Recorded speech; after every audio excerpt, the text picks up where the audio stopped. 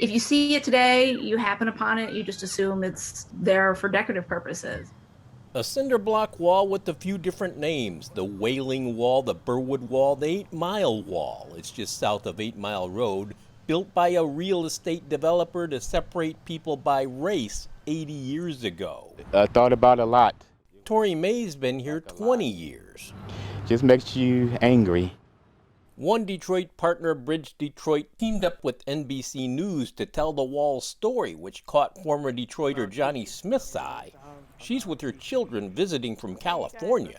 Actually, there was a write-up about the 8 Mile Wall, and I thought it'd be very interesting to have the kids come and see how Detroit was segregated not many years ago.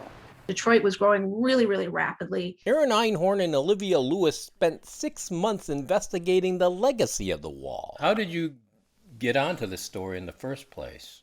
Yeah, actually, it was last summer at the height of the protests, and George Floyd had been killed. And then there were all these other viral videos. And we were really struck by how differently people were viewing these events, like completely different lenses. Specifically, white folks were viewing it very differently from Black folks. We were just kind of talking about, well, why is it? And it's actually pretty obvious why that is. Like here in one of the most diverse countries in the world, most Americans live in a segregated neighborhood. In 1941, the developer had to keep his houses separate from an adjacent Black neighborhood to get a government loan.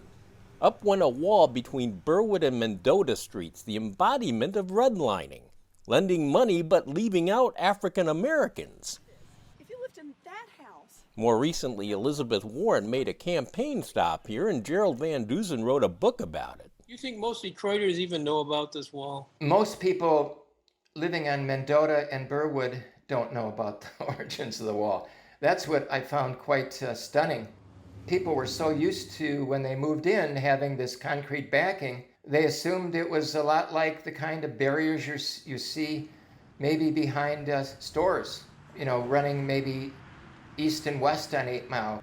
I knew about the wall. My mom had told me about the wall when I was younger because she grew up in a neighborhood close by. My family also has ties to the neighborhood. My father grew up half a mile south of the wall. Some of the people we interviewed for the story were my father's, elementary school classmates.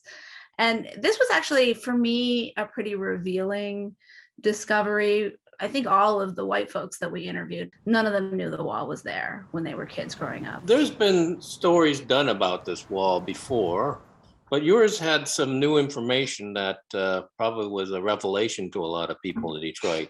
I think one of the things that was really interesting about our story and what makes it a little bit different is that there is this ongoing story about one family. The Cruz family came from Alabama in 1918 to the area near 8 Mile Road. It was Greenfield Township back then. They settled here in a tar paper shack. We talk about a family who comes to Detroit, sets up their own neighborhood essentially, and is fighting for housing rights and access to housing early on.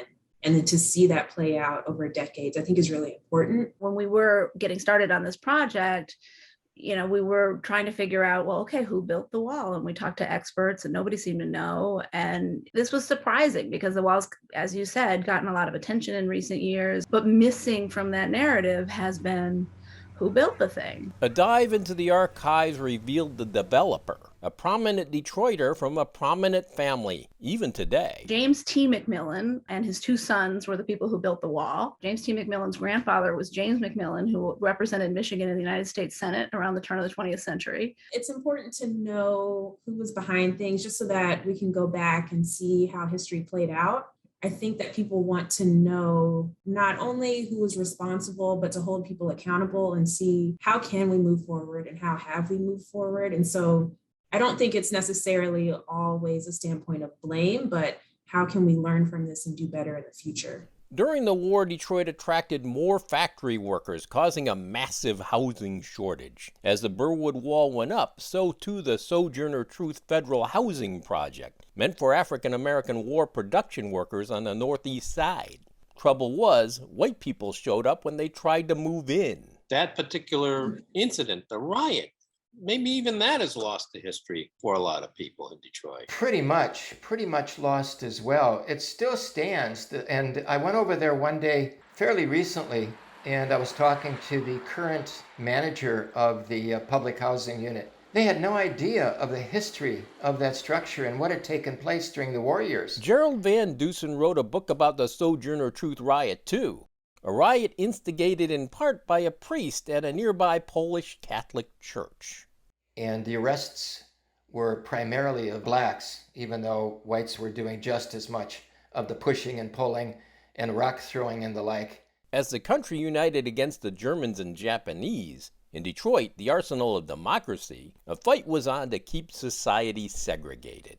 And the rule simply said this, that if you're going to put up housing, public housing, if the neighborhood is predominantly black, then the housing will be exclusively black. If it's predominantly white, it'll be exclusively white. If it's a mixed neighborhood, well, theoretically, it could be mixed, but never was it mixed. It was going to be one or the other, and typically it was in a mixed neighborhood, it was white. Sojourner Truth became a rallying cry. A conflict over housing and race heard nationally. The Burwood Wall incident, the Sojourner Truth incident, and then the hate strikes at the Packard plant and other factory plants really precipitated the race riot of 1943, the biggest riot of the war. You know, I was driving recently down a broad boulevard that had a grassy median down the middle, right near the border of Detroit and Grosse Pointe, and thinking like, oh, I understand why this was here. A lot of those broad boulevards with grassy medians were built for the same exact reason this wall was built. We have all these legacies in all these different places, and we may not even know they're there.